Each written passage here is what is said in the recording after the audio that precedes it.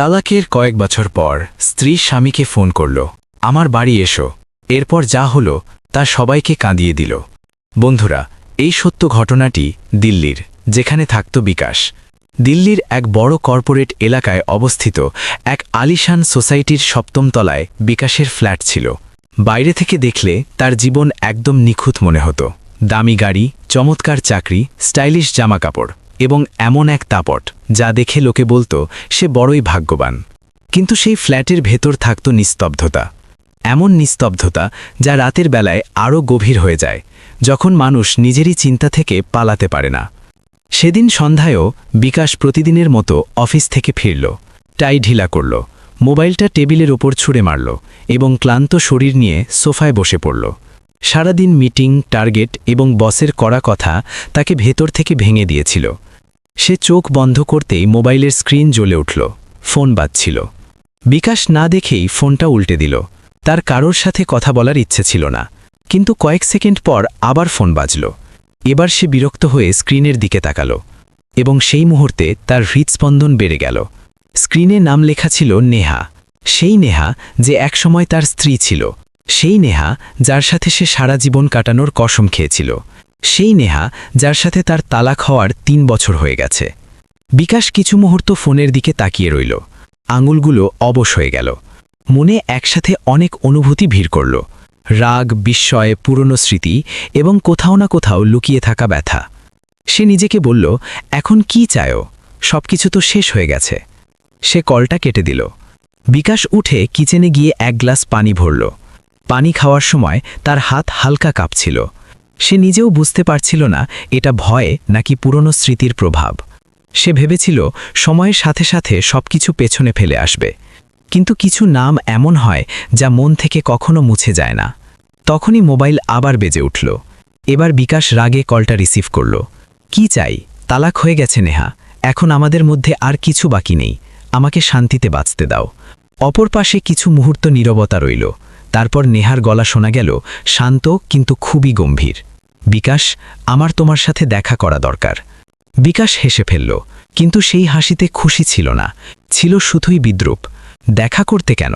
এখন আমাদের কোনো সম্পর্ক বেঁচে আছে? আমার বাড়ি এসো, নেহা ধীরে বলল। কি? বিকাশ চমকে গেল। আমি তোমাকে কিছু দেখাতে চাই, নেহা বলল। ফোনে বলতে পারবো না, তোমাকে নিজে এসে দেখতে হবে। বিকাশের রাগ আরও বেড়ে গেল। আর যদি আমি না যাই?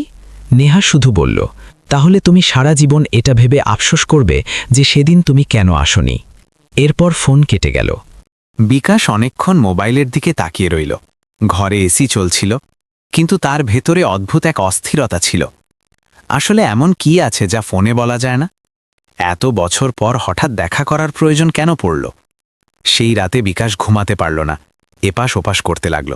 কখনো বিয়ের শুরুর দিনগুলো মনে পড়ছিল, নেহার হাসি, সকালে উঠে তার চা বানানো, ছোটখাটো কথায় রেগে যাওয়া এবং তারপর নিজেই আবার মেনে নেওয়া। আর কখনো মনে পড়ছিল সেই দিনটি যখন আদালতে দাঁড়িয়ে দুজন একে অপরের থেকে চিরতরে আলাদা হওয়ার সিদ্ধান্ত নিয়েছিল। সকাল হতে হতে বিকাশ সিদ্ধান্ত নিয়ে নিল, চলো দেখা যাক, যা হবে দেখা যাবে। ফ্লাইট বুক হব, মুম্বাই যাওয়ার প্ল্যান তৈরি হলো। উড়োজাহাজে বসে বিকাশ জানলার বাইরে মেঘ দেখছিল, কিন্তু তার মন আটকে ছিল অতীতে। 4 বছর আগের জীবন তার চোখের সামনে ভাসতে লাগল। তখন সবকিছু কত আলাদা ছিল। বিকাশ এক উচ্চাকাঙ্ক্ষী মানুষ ছিল, কেরিয়ার তার কাছে সবার ওপরে ছিল। নেহা তাকে খুব ভালোবাসত। বিয়ের পর সে নিজের চাকরি ছেড়ে দিয়েছিল, যাতে ঘর এবং পরিবারকে সময় দিতে পারে। শুরুতে বিকাশের এসব ভালো লাগত। তার মনে হতো তার স্ত্রী ঘর সামলাক আর সে বাইরের দুনিয়া জয় করে নেবে। কিন্তু সময়ের সাথে সব বদলাতে লাগল। নেহার মা অসুস্থ থাকতে শুরু করলেন। বাবা আগেই মারা গিয়েছিলেন, মা একা ছিলেন। নেহা কিছুদিনের জন্য মায়ের কাছে থাকতে চলে গেল। শুরুতে বিকাশ কোনো আপত্তি করেনি, কিন্তু ধীরে ধীরে নেহার অনুপস্থিতি তাকে খারাপ লাগতে শুরু করল। ফোনে কথা বলায় আর ভালোবাসা রইল না। কতদিন আর ওখানে থাকবে? আমারও তোমাকে প্রয়োজন, আমার কি কোনো গুরুত্ব নেই? নেহা বোঝানোর চেষ্টা করত, কিন্তু বিকাশের রাগ বাড়তেই থাকল।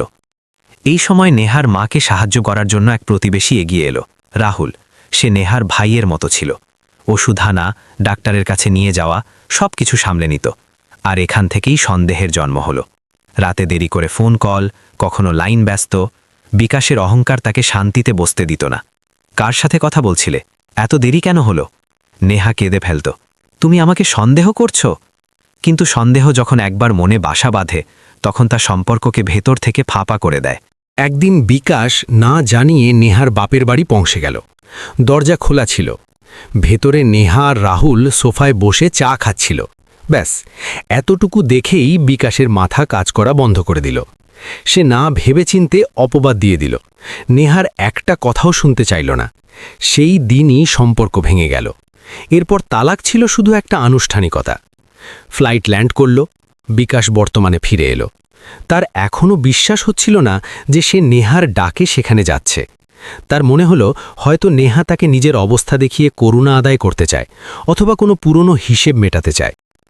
মুম্বাই এয়ারপোর্ট থেকে বেরোতেই বিকাশের অদ্ভুত দমবন্ধ ভাব হল। বাইরের বাতাস ছিল আর্দ্র, কিন্তু তার ভেতরের অস্থিরতা ছিল তার চেয়েও ভারী। সে ক্যাব নিল এবং নেহার পাঠানো ঠিকানার দিকে রওনা দিল। সারা রাস্তা তার মাথায় প্রশ্ন ঘুরপাক খেতে থাকল। আসলে এমন কি আছে যা নেহা ফোনে বলতে পারল না? এত বছর পর হঠাৎ দেখা করার কি দরকার ছিল?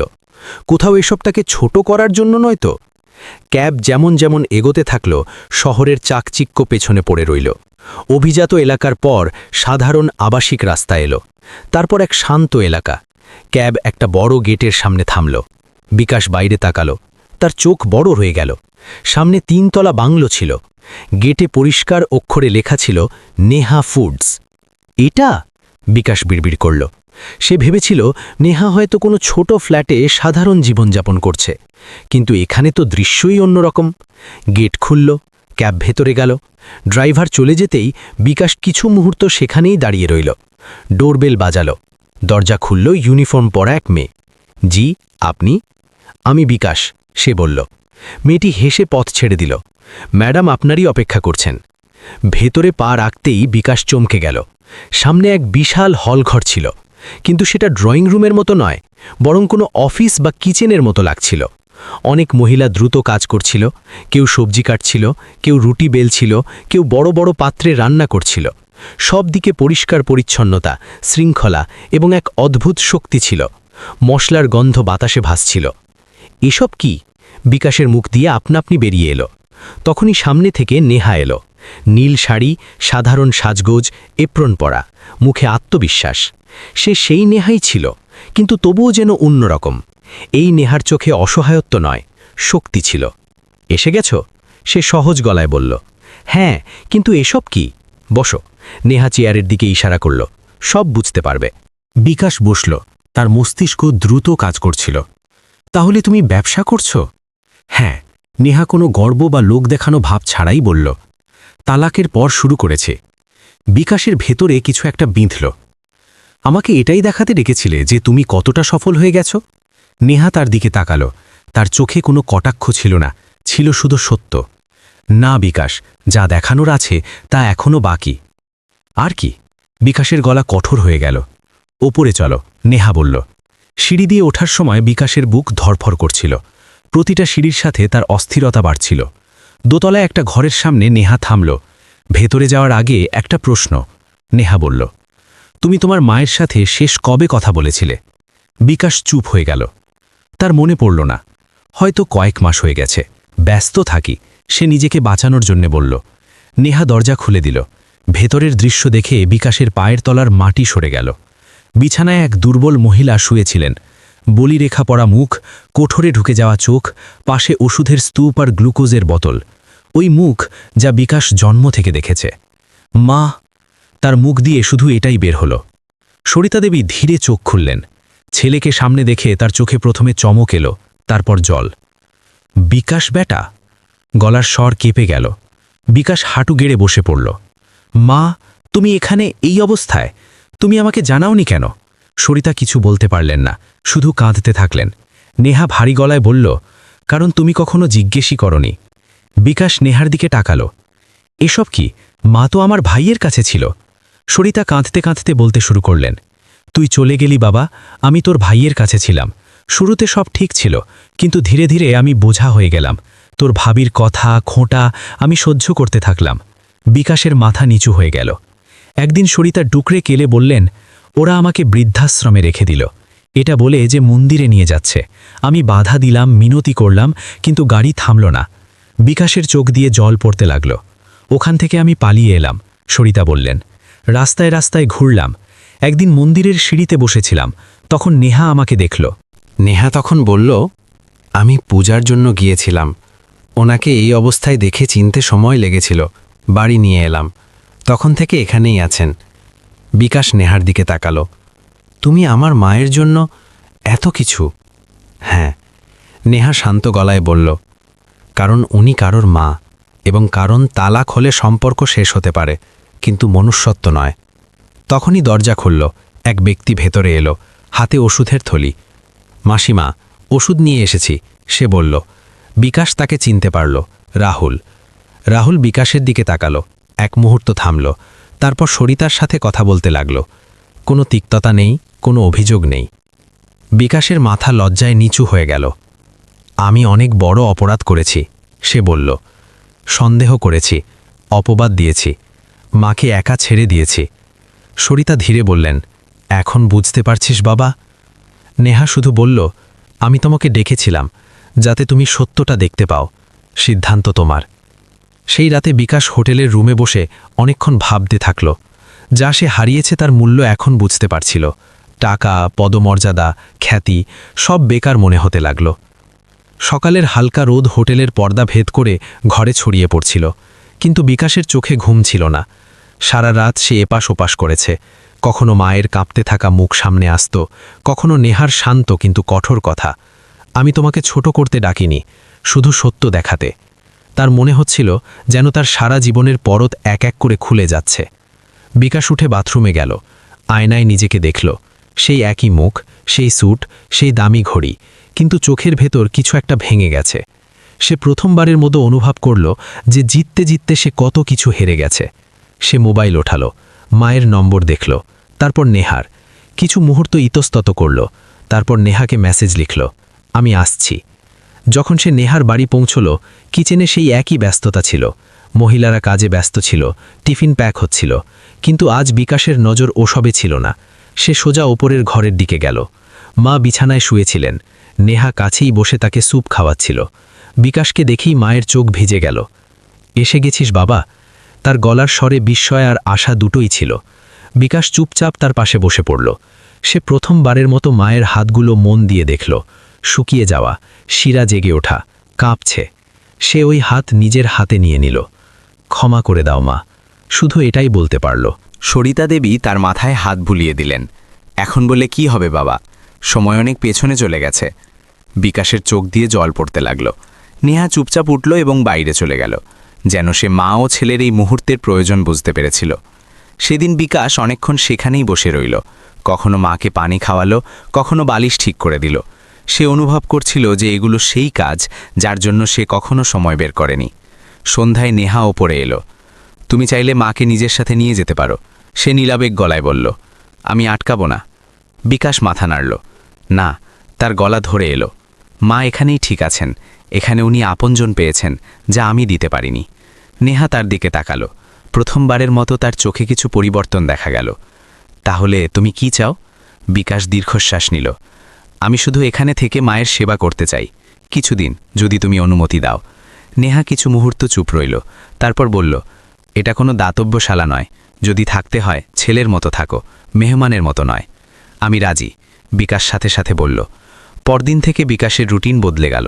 সকালে তাড়াতাড়ি ওঠা, মায়ের ওষুধ সময় মতো দেওয়া, তার জন্য নাস্তা বানানো। শুরুতে তার অদ্ভুত লাগত। তার অভ্যাস ছিল না কারোর জন্য নত হওয়ার, কিন্তু প্রতিবার যখন মা হাসতেন তার ভেতর কিছু একটা গলতে শুরু করত।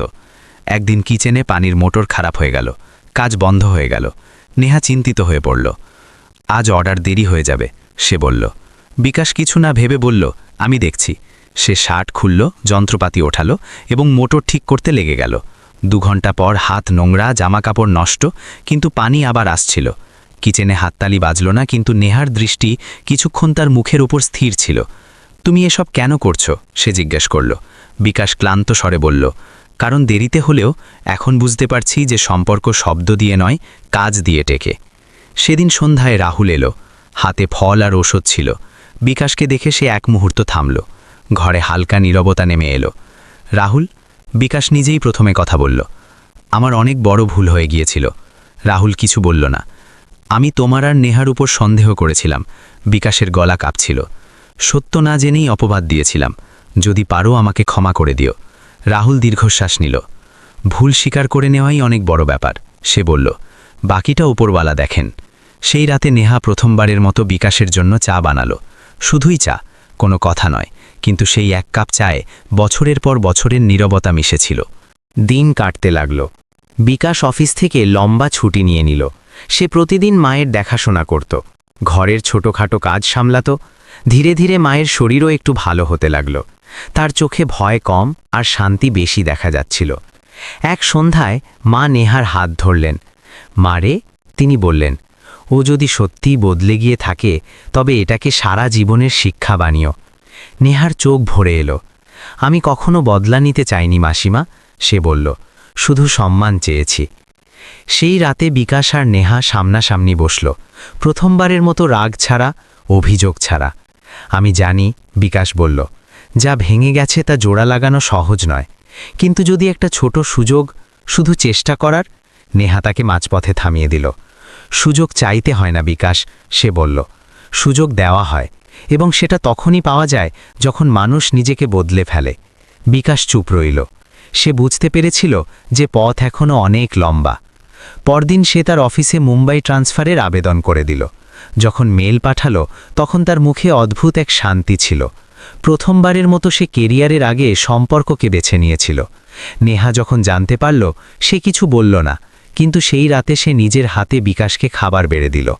এটা কোনো ঘোষণা ছিল না, কোনো প্রতিশ্রুতি ছিল না, শুধু একটা ইশারা ছিল যে হয়তো ভাঙা সম্পর্কেও নতুন শুরুর সম্ভাবনা বেঁচে থাকে।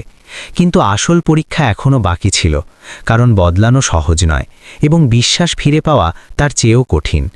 পরের দিন সকালে বাড়িতে একটা অন্যরকম শান্তি ছিল, যেন গত দিনগুলোর ভারী ভাব ধীরে ধীরে দেওয়াল থেকে নেমে যাচ্ছিল। মা সরিতার শরীর আগের চেয়ে ভালো মনে হচ্ছিল। তার শ্বাস প্রশ্বাস কিছুটা স্থিতিশীল ছিল, মুখে ক্লান্তি তো ছিল, কিন্তু চোখে ভয় ছিল না। বিকাশ তার কাছে বসেছিল, খবরের কাগজ পড়ে শোনাচ্ছিল। সেই খবরের কাগজ যা সে আগে শুধু টেবিলের উপর ফেলে দিত। আজ প্রতিটি শব্দের সাথে সে অনুভব করছিল যে সময় কতটা দামি হয় এবং কতটা নিষ্ঠুরও হয় যখন হাত থেকে বেরিয়ে যায়। নেহা কিচেনে ছিল, অর্ডারের তালিকা দেখছিল, টিমকে নির্দেশ দিচ্ছিল। সে এখনও নিজের কাজে পুরোপুরি মগ্ন ছিল, না কোনো লোক দেখানো ভাব, না কোনো প্রত্যাশা। বিকাশ লক্ষ্য করল যে নেহা তাকে কোথাও বাধা দেওয়ার চেষ্টা করেনি, না আশা দেখিয়েছে, না প্রতিশ্রুতি চেয়েছে। এটাই তার সবচেয়ে বড় শক্তি ছিল, আত্মসম্মান। দুপুরে ডাক্তার এলেন। পরীক্ষার পর বললেন, এখন অবস্থা স্থিতিশীল, তবে নিয়মিত যত্ন নেওয়া জরুরি। বিকাশ দেরি না করে ওষুধের সময়সূচি নিজের ফোনে সেট করে নিল। মা দেখলেন, হাসলেন। এখন মনে থাকবে? বিকাশ মাথা নিচু করে বলল, এখন ভুলে যাওয়ার অনুমতি নেই মা। সেই সন্ধ্যায় বিকাশের অফিস থেকে কল এলো। ট্রান্সফারের আবেদনের ব্যাপারে কথা ছিল। আগে সে এমন কলগুলোকে অগ্রাধিকার দিত। আজ সে শান্তভাবে শুনল এবং স্পষ্টভাবে বলল, হ্যাঁ, মুম্বাইই চাই। ফোন রাখতেই তার অদ্ভুত এক হালকা অনুভব হলো, যেন কোনো বোঝা নেমে গেছে। রাতে নেহা চা নিয়ে এলো। দুজনে জানলার কাছে বসল। বাইরে শহরের আলো জ্বলছিল। কিছুক্ষণ নীরবতা রইল, সেই নীরবতা যা আগে বিঁধত আজ শান্তি দিচ্ছিল। বিকাশ ধীরে বলল, আমি জানি বিশ্বাস ভাঙা আয়নার মতো হয়, জোড়া লাগালেও দাগ থেকে যায়। নেহা তার দিকে তাকালো। দাগ থাকা উচিত, সে বলল, যাতে ভুলে না যাও যে আঘাত কোথায় লেগেছিল। দিন কাটতে লাগল। বিকাশের ছুটি শেষ হয়ে আসছিল, কিন্তু তার মন অন্য কোথাও ছিল না। সে রোজ আসত, অনেকক্ষণ থাকত, মায়ের সাথে সময় কাটাত, নেহার কাজে হাত লাগাত, কখনো সবজি নামাতো, কখনো প্যাকিংয়ে সাহায্য করত। টিমের লোকেরাও তাকে মেনে নিয়েছিল, কারণ সে এখন ম্যাডামের এক্স হাজব্যান্ড নয়, একজন দায়িত্ববান মানুষ হয়ে সামনে আসছিল। এক সন্ধ্যায় রাহুল এলো, হাতে কিছু ফাইল ছিল। এগুলো নতুন চুক্তির কাগজ, সে নেহাকে বলল। বিকাশ এগিয়ে এসে বলল, যদি ঠিক মনে করো তো আমি পড়ে পরামর্শ দিতে পারি। রাহুল এক মুহূর্ত তাকে দেখল, তারপর হেসে দিল। নিশ্চয়ই। বিকাশ ফাইলগুলো দেখল, কিছু বাস্তবসম্মত পরামর্শ দিল। নেহা মনোযোগ দিয়ে শুনল। এই প্রথম তারা একে অপরকে সমান গুরুত্ব দিয়ে শুনল। না স্বামী স্ত্রী, না প্রাক্তন, শুধুই দুজন মানুষ। মায়ের শরীর ক্রমাগত ভালো হচ্ছিল। একদিন তিনি বিকাশের হাত ধরে বললেন, যদি সত্যিই বদলে গিয়ে থাকো তবে এটা বজায় রেখো, সময়ের সাথে নয়, সব পরিস্থিতিতে। বিকাশের চোখ ভরে এলো। এবার পালাবো না। কিছুদিন পর বিকাশের ট্রান্সফার নিশ্চিত হয়ে গেল। সে তার দিল্লির ফ্ল্যাট ভাড়ায় দিয়ে দিল। জিনিসপত্র শিফট হতে লাগল। নেহা কিছু বলল না, শুধু দেখল। সে জানত যে আসল পরিবর্তন সিদ্ধান্তে দেখা যায়, কথায় নয়। এক রাতে মা নেহাকে ডাকলেন।